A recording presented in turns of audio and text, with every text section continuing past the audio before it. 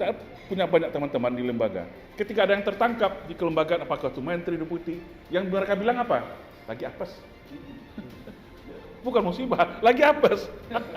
Artinya, lagi apes. Jadi semuanya korupsi, tinggal itu aja yang apes. Kalau saya terjemahkan seperti itu, ini kan berbahaya negara kita nih, Pak. Teladan pemimpin. Apapun itu dalam sistem, kalau tentara udah jelas. Nggak ada kesalahan dan abuah, semuanya kesalahan komandan. Dia punya kewenangan, dia punya kuasa, dia punya kendali. Kalau kesalahan buah, ya kesalahan dia. Ya. Jangan nanti pas bantu-bantu presiden, pas utang negara, jangan gitu dong.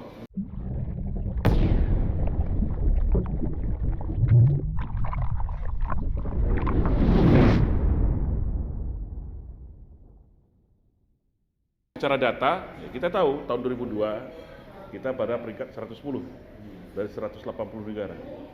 Peringkat 110 dari 140 negara. Kalau di Pasifik kita juaranya. Ini nggak main-main nih, Pak Rahmat.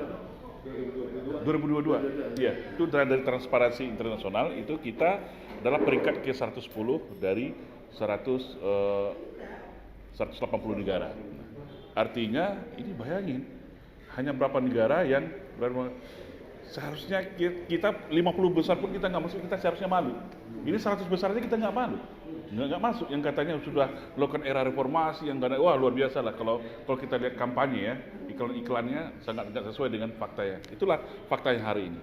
Terus yang kedua, saya teringat dalam bukunya John Girling tentang corruption, capitalism dan demokrasi itu membagi korupsi itu ada 3. Pertama secara 3 dimensi ya. Pertama, korupsi secara dimensi individual dan insidental. Ini maksudnya di sini adalah korupsi yang dilakukan oleh perorangan, tapi lembaganya bersih. Itu dimensi pertama. Nah, misalnya di sebuah departemen, dialah main-main dua cawe-cawean dengan kontraktor kanan. Tapi secara umum kementeriannya masih terjaga, masih bersih. Dimensi yang kedua adalah yaitu dimensi institusional, yaitu lembaganya pun sudah terlibat di dalamnya.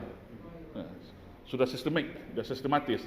Dan yang ketiga ini lebih parah lagi, sudah sistemik ya, sosial sistemik. Secara personal, dia sudah terindividual, secara kelembagaan, dan antara kelembagaan dengan individual, dengan rekanan, dengan kontraktor, dengan pembangku kebijakan kata Pak Harto tadi. Jadi korupsi itu tidak hanya dengan Menpora, tidak Pak. Dari membangun, merancang sebuah perencanaan pun korupsi itu sudah bisa terjadi. Apalagi dalam pengalokasian anggaran. Nah, sekarang kita lihat potret nih, dari 3 dimensi ini gimana negara kita nih? Ada nggak lembaga negara kita, lembaga tinggi negara kita yang tidak pernah masih bersih dari korupsi? Ya, jangankan itu, penegak hukum aja ada nggak yang bersih? KPK udah ada, akhirnya BPK kita tahu, ya. Apalagi MPR, ketua DPD, ketua DPR, hampir semuanya Bang Marwan ya. Mungkin presiden aja yang bukan tidak ada, belum. Nah, menurut saya tanda petik. Menurut saya, setuju nggak? Bukan tidak ada, belum. Artinya ini kan udah sistemik ini, Pak. Nah, kalau begitu, kalau kita lihat lagi dari bukunya Joseph ini dari Corruption, Political and Development itu, berarti korupsi ini sudah menjadi watak dan karakter, ini bahaya. Kalau korupsi sudah sistemik, ya, sekarang kenapa tidak sistemik? Ada dana bos diberikan kepada kepala sekolah guru, penjara. Ada dana bantuan desa kepada desa-desa, 3.700 loh kepala desa sekarang udah tersangka dari apa lini yang tidak ada korupsi ya. Setiap pemerintahan itu dikasih uang, dia tidak terlibat korupsi, dipenjara tidak korupsi. Nah, ini kan udah berbahaya kalau negara kita udah korupsi itu sudah menjadi watak dan perilaku, berarti apa yang disebut dengan pemerintahan kleptokrasi itu sudah terjadi di Indonesia. Bahaya Pak, ini dalam piramida kerusakan korupsi itu paling tinggi itu adalah pemerintahan kleptokrasi. Pemerintahan secara sistemik sudah menjadi maling semua. Korupsi ini kan bahasa halusnya aja nih Pak. Kalau bahasa kampung kita aja lah Pak Marwan pakai maling uang rakyat. Ya, kleptokrasi udahlah. Ini terlalu eufemisme namanya. Memperhalus lonte jadi PSK. Ya jadi ya orang korupsi. Jadi dia pakai baju oranye itu jadi bangga kan gitu. Maling tulis sudah selesai gitu. Ini koruptor ini maling. Kalau Cak Lontong kan beda korupsi dan koruptor adalah kalau koruptor korupsi yang ketahuan, yang ditangkap. Ada juga koruptor yang belum ketahuan. Nah, ini kan permasalahan yang tidak main-main terhadap bangsa kita. Bayangin Pak, ini kemarin berapa BPK temuan 349 triliun. Belum yang emas 188 triliun. PPATK kemarin temuan itu. Kemana duit? Nah, itu kita baru yang berbicara tentang yang ada anggaran-anggaran di departemen-departemen. Kalau kita bicara tambang Bang, ini abang ini ahli pertambangan. Deputi aja bilang kurang 5.000 triliun ya, yang transaksi pertambangan tahun 2022, tapi uangnya nggak ada di Indonesia. Kemana perginya ini? Nah, kita jadi saya gini, bayangin korupsi ini jangan dianggap tidak berdampak terhadap negara kita. Kalau korupsi ini tidak ada, nggak mungkin kita berutang. Kalau korupsi ini bisa tidak ada, nggak mungkin ada jalan berlubang. Pupuk-pupuk langka ya subsidi. Bayangin, hutang kita ada kalau digabung semuanya, sekarang udah 7.000 triliun. Digabung dengan swasta hampir 15 ya Pak. 15 triliun atau 16 triliun hutang kita. Seharusnya kalau lihat sumber kekayaan alam kita, nggak ada negara kita berutang. Malah siapa Bang Ijang Nursi bilang malah pandai aja kita mendisiplinkan pajak sama Bang Faisal Basri, selesai negara kita nggak ada utang. Tapi apa penyebab? Jadi korupsi tadi. Korupsi ini adalah permasalahan bahaya laten yang sangat luar biasa merusak bangsa dan negara kita. Cuman sayangnya fokus pemerintahan kita kepada radikal toleransi politik identitas ini masalahnya. Yang merusak itu korupsi. Kalau kita korupsi itu kita nggak ada anak-anak kita nggak sekolah, yang terlantar, jalan berlubang, pupuknya mahal, biaya hidup sekarang berapa mahalnya, susah cari kerja, ya. Gaji-gaji honorer itu bisa di-upgrade semuanya, bisa disubsidi. Baik keuangan begitu besar hanya menguap kepada hanya kelompok-kelompok tertentu, ya kleptokrasi tadi. Nah, ini yang menurut saya ini perlu kita bahas bersama, ini bukan main-main lagi. Nah, kalau kita berbicara secara ilmu hukum ini, kalau tadi secara aspek ilmu pemerintahan, secara ini korupsi ini kan salah satu perbuatan melawan hukum. Kalau kita berbicara hukum, sistem hukum itu ada 3, Pak. Ya, yang itu saling berhubungan, itu legal substan, legal kultural, dan legal struktural. Ya. Legal struktural itu adalah pelakunya, ya, pejabatnya. Ya. Legal substan itu aturannya. Nah ini kalau struktural, memang kewenangannya ini sudah kelewatan sehingga dia memberikan keleluasan untuk melakukan korupsi struktural. Legal substan aturannya yang buat mereka sendiri, Pak. Sekarang mohon maaf, punishment-nya apa sih korupsi? Nggak bikin efek jerah. Beda dengan Singapura, Pak. Singapura kalau koruptor itu jangan pegang KTP, buka rekening aja nggak boleh. Ya, gimana dia mau berangkat kemana-mana? Gimana dia mau belanja rekening nggak ada? Dia memang dimiskinkan. Jadi orang takut korupsi. Kalau sekarang koruptor masih bisa nyimpan uang di sana, uang di sini. Malah ada orang yang, saya kan mantan narapidana, penjara, belum narapidana, belum inkrah. Di penjara, malah koruptor itu punya uang di penjara. Orang minjam uang di dalam. Penjara politik. Iya, setanan politik. Saya tahu sekali bagaimana seorang tahanan yang sudah ditahanan pun dia masih punya uang. Kalau di negara-negara maju yang indeks korupsinya sedikit, mana ada cerita, Pak? Dimiskinkan, dirampok, di perampasan aset. Sekarang undang-undang perampasan aset kita aja masih kayak main yaoma, ya. Pemerintah sudah mengajukan, Pak Idek Nuril bilang mana, jangan bermain, nggak ada, bilang DPR ini nggak ada pernah terima pengajuannya. Nah itu legal substan tidak ada efek jerah sehingga ya korupsi masih merajalela. Coba hukum mati atau dimiskinkan dia atau pembuktian terbalik atau perampasan aset, miskinkan. Jadi ada efek jerah. Ini setelah keluar korupsi dia masih bisa maju lagi, bisa jadi presiden lagi, masih cengengesan, bisa bikin usaha lagi, kan aneh. Ya. Jadi nggak ada efek jerah. Yang ketiga adalah legal kultural. Nah ini kalau udah menjadi kultur, yang saya bilang tadi kan, mohon maaf, saya punya banyak teman-teman di lembaga. Ketika ada yang tertangkap di kelembagaan, apakah itu menteri, deputi, yang mereka bilang apa? Lagi apes. Bukan musibah, lagi apes. Artinya, lagi apes. Jadi semuanya korupsi, tinggal itu aja yang apes. Kalau saya terjemahkan seperti itu, ini kan berbahaya negara kita nih, Pak. Kerusuhan. Nah, untuk itu mungkin kalau berharap kepada rezim ini, kalau kita lihat tradisi dalam ilmu pemerintahan itu ya kita secara kultural kan bangsa kita menganut paternalistik. Ya, dia tergantung pemimpin. Kalau kata orang, kalau ikan itu busuk dari kepalanya. Gitu.